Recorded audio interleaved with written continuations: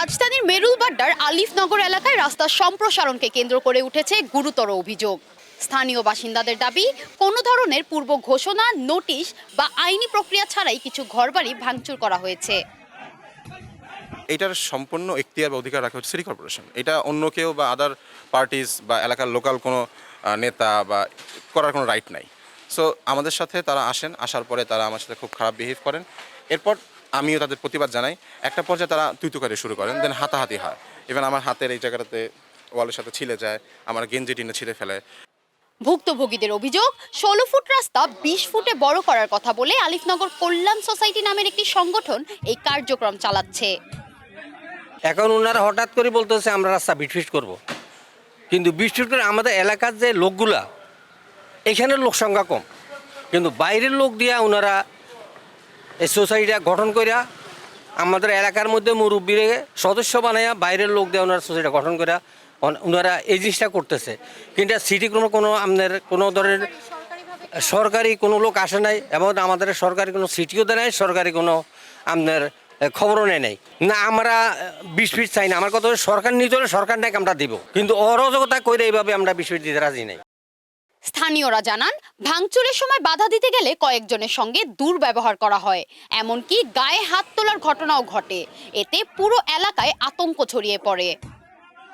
হঠাৎ করে কতিপয় লোক এবং আমাদের আলিফনগর সোসাইটির লোক এসে এবং আরও অন্য সোসাইটির লোক অন্যদিকে ভাড়া করে এনে ওরা আমাদের বাড়িটা বকাবকি এবং ভাঙ্গাভাঙ্গি করে শুরু করে।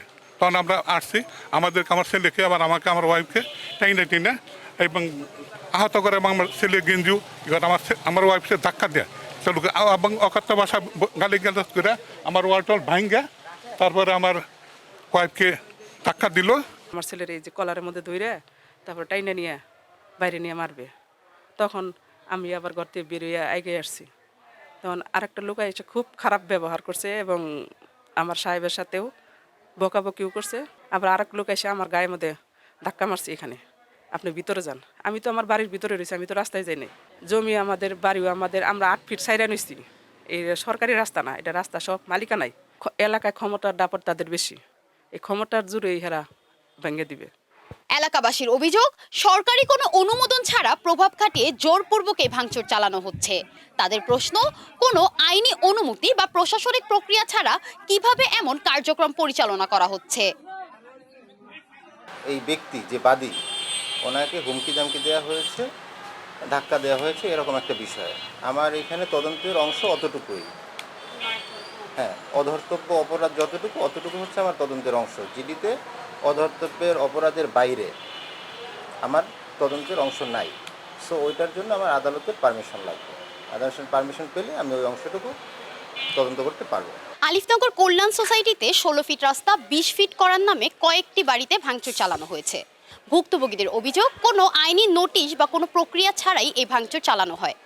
এই বিষয়ে সরকারের হস্তক্ষেপ এবং কঠোর নজরদারির দাবি জানিয়েছেন এলাকাবাসী। শিমু আক্তার, RTNN, ঢাকা।